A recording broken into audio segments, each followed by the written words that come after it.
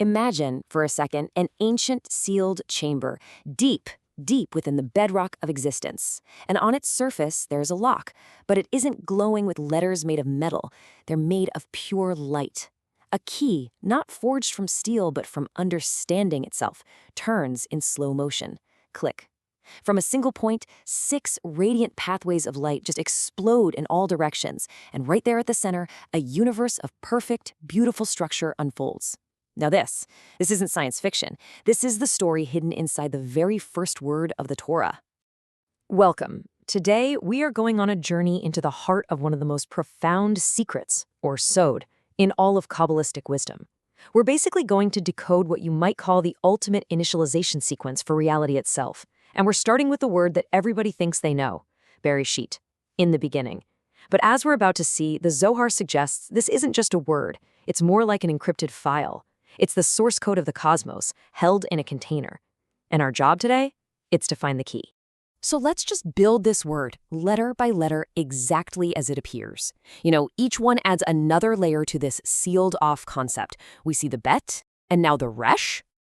And now the aleph. You can see how each component is locking the meaning into place, forging what seems to be a single solid idea. Right, and remember, in Hebrew, letters aren't just sounds, they're forces. They're literally the building blocks of reality. So as they combine, they're creating a definite structure. Exactly, a structure that, on the surface, well, it seems to tell a pretty simple story about time, the story of a beginning. Until we have the complete, familiar word, Bereshit. And on the surface, it's a closed concept, a simple statement of when something happened. But what if we've been given the wrong key this whole time? What if the divisions that we just take for granted are actually hiding the real message? So to guide our journey, here's our map for today. We're going to start with the enigma of this locked code, then we'll unveil the master key that reveals the created 6. After that, we'll explore the 6 directions this key unlocks, and then we'll do a deep dive into the actual mechanics of reality. Then we'll translate it all into 2 modern manuals, and finally, we'll figure out how to apply this cosmic blueprint to our own lives. Okay, to kick things off, we really have to get our heads around the fact that ancient wisdom hardly ever operates on just one level. The Torah is understood through this system called pardes, which means 4 layers of meaning. You've got the simple story, the hints, the allegory, and then, finally, the sod, the secret. And the Zohar, which is our source text today, is all about that secret level. It teaches that the very first word of creation is no exception. It's a container, a house, or bait, which is symbolized by the letter it begins with, bait. Even the shape of the letter bait hints at this. It's closed on 3 sides and open on 1, suggesting that creation moves forward from a sealed potential. And this quote just brilliantly illustrates the concept. You see, the common translation is, in the beginning, God created, but the Hebrew is actually more specific, Bereshit bara Elohim. The Zohar reads that first letter, the bet, not as in, but as with. Exactly. So all of a sudden, Bereshit isn't just a time marker, it's the instrument. The text says, with Bereshit Elohim created. So it's not when creation happened, but with what tool it was actually done. And notice what was created, the palace, which the Zohar tells us is called Elohim. So Elohim here isn't just a name for God, it refers to the divine attribute of structure and judgment, the very laws of nature that form this palace of reality. So what is this instrument? What is this secret that's been hiding in plain sight? Okay, so this is the moment of revelation. This is the turning of the key. The mystics, especially the great Kabbalist Rabbi Isaac Luria, the Ari, they teach us to look at the letters themselves, to not be chained to the conventional reading. They saw the Torah as a dynamic, living blueprint, not just some history book. And this approach means that sometimes to find the deeper function, you literally have to reparse the code. You have to look for other structures that are hidden within the same string of characters. So what happens if we redivide the word? When we just shift that division, the meaning transforms completely. Bereshit becomes Bara Shit.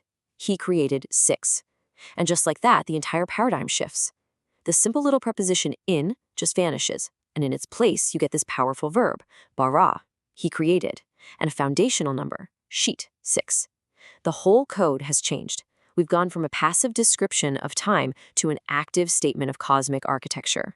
He created 6. Suddenly, this isn't a story, it's an architectural diagram.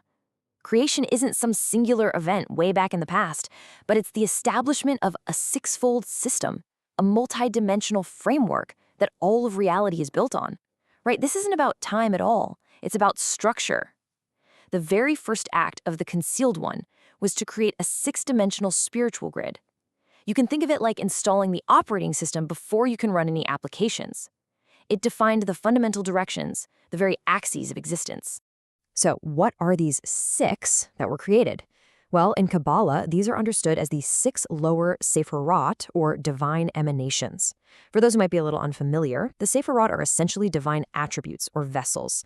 They're the channels through which the infinite, unknowable light of God flows down to create and sustain our finite world. They aren't God, but they are the spectrum of divine expression. And these 6 specifically, they form a set of primary energy vectors. They are the axes of the spiritual cosmos. Think of them as the 6 directions on a divine compass, which we can see right here. Let's unpack these because they are the core functions of the entire system. First, you've got this primary axis of Chesed and Gevurah. Chesed is the force of infinite expansion, of boundless love and giving. Think of a star just radiating light and energy without any limit. But of course, pure unchecked expansion would just lead to chaos. So it's balanced by its opposite, Gevurah. This is the force of contraction, of discipline, of boundaries. It's like gravity pulling things into a defined shape. It's the judgment that says, okay, this far and no further. And in the center, mediating between those two, you have Tiferet, which means beauty or harmony. It's that perfect, breathtaking balance between infinite giving and disciplined structure. It's the heart of the system. Then you have the next axis, Netzach and Had. Netzach is all about endurance, victory, perseverance. It's that active, forward-moving energy that just overcomes obstacles. And Had is its counterpart, splendor, humility, yielding. It's the capacity to receive, to reflect, to be grateful. Active ambition always needs a passive receiver. And finally, all of these energies, the expansion and contraction, the action and reception, the harmony that binds them, they all funnel down into the 6th point, Yesod, the foundation. Yesod is the connector. It's the interface that gathers all these higher energies and prepares them to manifest in our physical world. It's the blueprint right before the building goes up. Okay, so now that we can see the 6-fold structure, the question becomes, how does it actually operate? I mean, how does the infinite singular source of everything actually flow into this complex 6-part system? Well, the Zohar describes a system of concealment and revelation, a kind of divine encryption.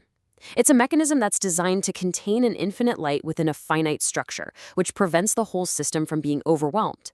Think of it like a divine transformer, stepping down an impossibly high voltage into a current that's actually usable. This is the divine machinery right here. It all begins with chakma, or wisdom.